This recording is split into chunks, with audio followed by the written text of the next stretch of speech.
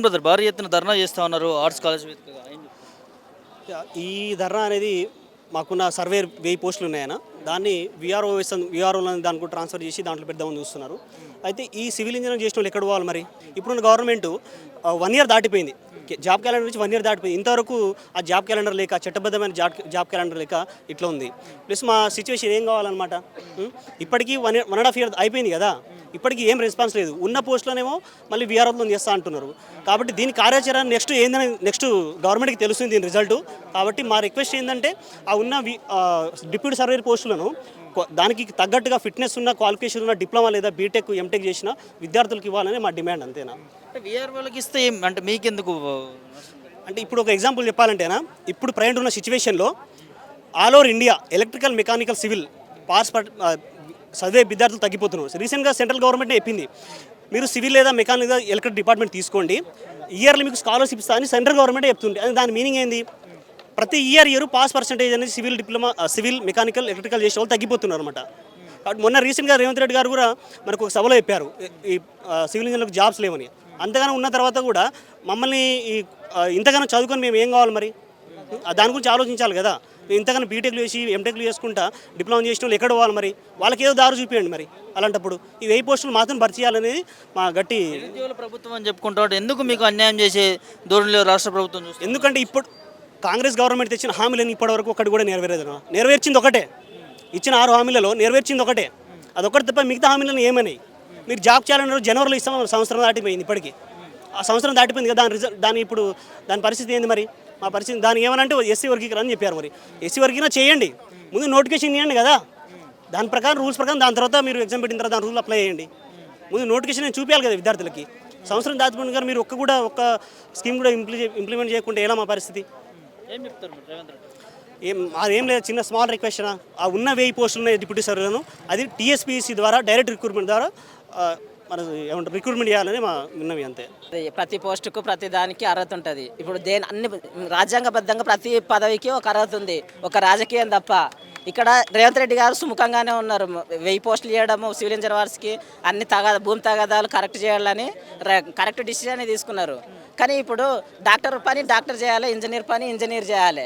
ఇది బేసిక్గా సివిల్ వాళ్ళ పోస్టులు వేసి ఇంటర్ క్వాలిఫికేషన్ ఉన్న విఆర్ఓలకి ఇస్తే వాళ్ళకి ఏం తెలుసు? ఫీట్ నుంచి ఇంచుకి కన్వర్ట్ చేయడం కూడా తెలియదు. అలాంటి వాళ్ళకి మళ్ళీ ఇస్తే మళ్ళీ గట్టి పంచాయతీలు ఇంకా డబల్ అవుతాయి కానీ తగ్గుతాయా? అందుకే ఎవరి విధి వాళ్ళు నిర్వర్తిస్తే బాగుంటుంది. సీఎం పదవి సీఎం నిర్వర్తించాలి, మంత్రి పదవి మంత్రి నిర్వర్తించాలి. సీఎం ముఖంగానే ఉన్నాడు. మధ్యలో పొంగులోటి వచ్చి రియల్ ఎస్టేట్ దందాలు చేసుకుంటా అది అంత అవసరం లేదు, మేము విఆర్ఓలకు నెల రోజులు ట్రైనింగ్ ఇచ్చి డైరెక్ట్ సివిల్ వాళ్ళకి ఇవ్వకుండా వాళ్ళకే ఇచ్చేస్తామని చెప్తుండు. అది కరెక్ట్ కాదు.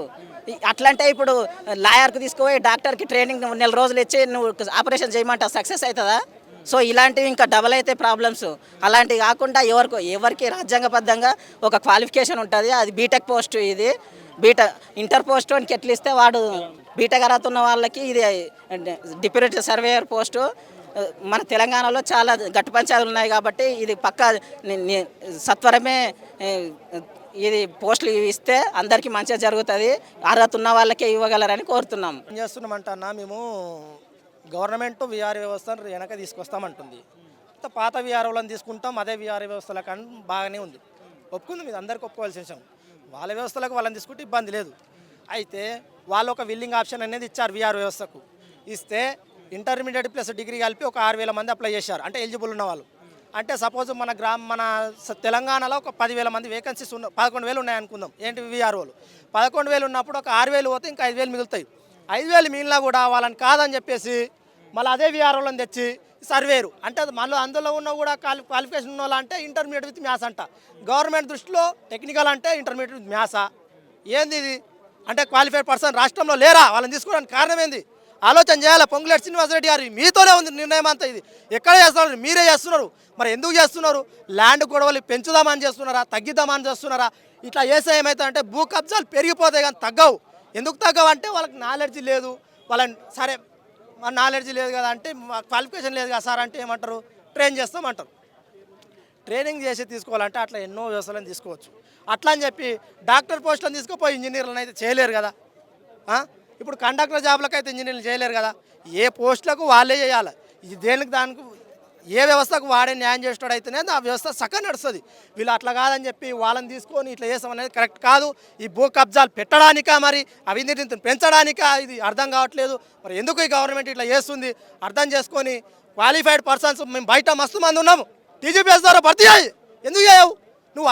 ఒక 6,000 వేకెన్సీస్ పెట్టుకొని మరి 6,000 వేకెన్సీస్ ఫిల్ చేయాలి కదా. ఇప్పుడు రెవెన్యూలో ఇప్పుడు గవర్నమెంట్తో పైసలు లేవు అంటున్నాం, మరి 6,000 ఎట్లా ఫిల్ చేస్తాం? వీఆర్ఓలు 6,000 వేకెన్సీస్ ఉంటాయి కదా, మరి వాటిని అయితే ఫిల్ చేయాలి కదా. మరి వాటికి ఎట్లా వస్తుంది రెవెన్యూ? 6,000 ఇక్కడ 1000 అంటే 6,000 ఈక్వల్ టు 1000 ఈక్వల్ అవుతుందా? కాదు కదా. అంటే దానిలో ఒక 1,500 మంది తీసుకుంటే ఇక్కడ 1000 మంది ఫిల్ అయిపోతారు. గవర్నమెంట్ దయచేసి ఈ ఆలోచన చేయాలి, లేకపోతే రాష్ట్ర వ్యాప్తంగా ఉద్యమం తీవ్రతరం చేస్తాం. మీ ఉద్యోగాలు మీకు ఇవ్వడానికి ఇక్కడ ముఖ్యమంత్రి కావచ్చు, మంత్రులు కావచ్చు, ఎందుకు అభ్యంతరాలు వస్తూ ఉన్నాయి? ఏమో అండి, తెలియట్నే లేదు. అసలు గతంలో కాంగ్రెస్ ప్రభుత్వంలో కూడా మా ఉద్యోగాలు మాకు కావాలనే కొట్లాడినాం. ఇప్పుడు కూడా అదే పరిస్థితి వస్తుంది. అసలు మా తెలంగాణ మాకు వచ్చినాక మా ఉద్యోగాలు మాకీరా బాబు అంటే క్వాలిఫికేషన్లో వీఆర్ఓలకు ఇస్తా అంటే మేమేం అయిపోవాలా? ఏమైపోవాలా? మేము చదువుకొని ఇంత చదువులు లక్షలు పెట్టి చదువుకున్నాము, మరి ఏమైపోవాలా? మేము ఇన్ని రోజులు ప్రిపరేషన్లు ఉన్నాం. 2017 వచ్చింది నోటిఫికేషన్, ఇదివరకు నోటిఫికేషన్ లేదు. మరి ఏమైపోవాలా? మీరు ఎందుకు నోటిఫికేషన్ ఇయ్యరు? ఇప్పుడు క్యాలెండర్ అంటున్నారు, మరి క్యాలెండర్ ఎక్కడ పోయింది? 2 లక్షల ఉద్యోగాలు ఎట్లా ఫిల్ చేస్తావు? 1000 ఉద్యోగాలు ఫిల్ చేయనివి, 1000 ఉద్యోగాలు ఫిల్ చేయని 2 లక్షల ఉద్యోగాలు ఎట్లా ఫిల్ చేస్తావు? క్యాలెండర్లో ఫస్ట్ మాదే పెట్టు నోటిఫికేషన్, మేము రాస్తాం, మా టాలెంట్ అయితే మేము చూపిస్తాం. అట్లా చేయాలి కానీ క్వాలిఫికేషన్లోని ఇంటర్మీడియట్ వాళ్ళతో తీసుకున్నట్టు కరెక్ట్ కాదు. ముఖ్యమంత్రి గారు ఆలోచన చేసి వెనక్కి తీసుకోవాలని కోరుతున్నాం. కలిసి మంత్రులను కావచ్చు, ముఖ్యమంత్రి కలిసి 2 సార్లు కలిసినాం.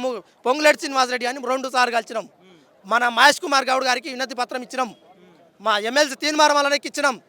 మన మినిస్టర్ శ్రీధర్ బాబుకి ఇచ్చినాం. ఎవరు రెస్పాన్స్ ఇవ్వలేరు. దాని అంతా మరి మంత్రులు అంతా కుమ్మక్క అని తెలుస్తలేదు. వాళ్ళ క్వాలిఫికేషన్ ఉంటుంది, వాళ్ళ తాతల నుంచి ఎక్స్పీరియన్స్ ఉంటుందంట. ఏం ఎక్స్పీరియన్స్ ఉంటుంది? రికార్డులు మార్చే ఎక్స్పీరియన్స్ ఉంటుంది. వాళ్ళకి ఏం ఎక్స్పీరియన్స్ ఉంటుంది? వాళ్ళు రికార్డు రాసేటోళ్ళు, వాళ్ళు సర్వే చేసేటోళ్ళు కాదు కదా. వాళ్ళు రికార్డ్ చేసి రాసేటోళ్ళు కాబట్టి వాళ్ళకి రికార్డ్ ఎక్స్పీరియన్స్ ఉంటుంది. మేము సర్వే చేస్తాం కాబట్టి మాకు సర్వేయింగ్ ఎక్స్పీరియన్స్ ఉంటుంది. ముందు ఇప్పుడు ఎక్స్పీరియన్స్ లేని వాళ్ళని ఎట్లా తీసుకుంటారు? అసలు వాళ్ళ క్వాలిఫికేషనే కాదు అన్నది. సర్వీస్ రూల్స్ ప్రకారము ఆ పోస్ట్ అనేది మా టెక్నికల్ అభ్యర్థులకే ఎలిజిబుల్ ఉంది. ఎటువంటి డౌట్ లేదు. ఇట్లా మీకు ఏ ఎవిడెన్స్ కావాలన్నా మీ మీడియా ముఖంగా అయినా, మీ పోస్ట్ క్రియేట్ అయినప్పటి నుంచి మీకు నోటిఫికేషన్లు కావాలన్నా ఇస్తాం, చూసుకోండి. వీఆర్ఓల్ని రిక్రూట్ చేస్తాం అనుకుంటున్నారు కదా, వాళ్ళని మీరు రిక్రూట్ చేస్తామంటున్నారు. వాళ్ళకి ఏ పదవి అయితే వర్తిస్తుందో ఆ పదవిని వాళ్ళకి రిక్రూట్ చేయండి. మా పొట్టలు ఎందుకు కొట్టుతున్నారు? 1000 పోస్టులు అంటే 1000 కుటుంబాలు బాగుపడతాయి కదా.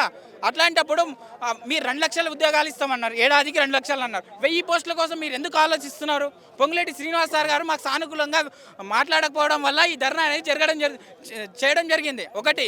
రెండోది, ఈ విషయం సీఎం దాకా దాఖలు అవ్వాలనేసి ఇక్కడికి వచ్చి ధర్నా చేస్తున్నాం. సో మాకు న్యాయం జరగాలి. ఆల్రెడీ ఎట్లయితే సివిల్ ఇంజనీర్ పోస్టులను భర్తీ చేశారో అదే విధంగా భర్తీ చేయాలని కోరుచున్నాం.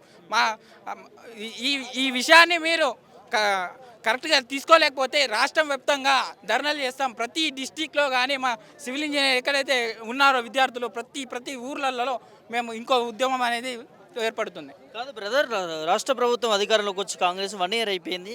2 లక్షల ఉద్యోగాలు ఇస్తామని హామీ ఇచ్చింది ఆ ఎన్నికల్లో.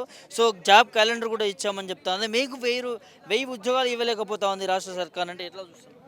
అది మాకు ఆలోచిస్తూనే సిగ్గుచెట్టుగా అనిపిస్తుంది. ఒకటి. ఇంకోటి ఏంటంటే మీరు ఏజ్ లిమిట్ ఏదైతే ఉన్నారో అది పెరగడం వల్ల మా వచ్చే వేకెన్సీస్ ఏవైతే ఉన్నాయో అవి తగ్గిపోవడం జరుగుతుంది. మరి స్టూడెంట్స్ ఎవరైతే స్టడీ హాల్స్లో కూర్చొని చదువుకున్న వాళ్ళు ఏజ్ పెరగడం జరుగుతుంది. అది మొత్తం ఆలోచించాలి. లబ్ధిదారం కాకుండా మా తరపు నుంచి కూడా ఆలోచించండి. మీ పిల్లలైతే మీరు కూడా అంతే చేస్తారా? మీ పిల్లలాగానే మమ్మల్ని భావించండి. మమ్మల్ని ఎందుకు లెక్క చేయట్లేదు? ఒక్కొక్కరు RTC cross road, Dilsukh Nagar చాలామంది ఎక్కడంటే అక్కడ చదువుకుంటూనే ఉన్నారు. వాళ్ళు ఏజ్ పారైపోయి సంవత్సరాలు కూర్చొని చదవడం ఎంతవరకు కరెక్ట్ అనుకుంటున్నారు మీరు కూడా? ఆ ఏజ్ లిమిట్ ఏదైతే ఉందో లాస్ట్ టైం ఏదైతే ప్రభుత్వం చేసిందో అది మీరు అక్కడనే ఆపేసి కొత్త నోటిఫికేషన్ ఇవ్వాలనేసి కోరుకుంటున్నాం.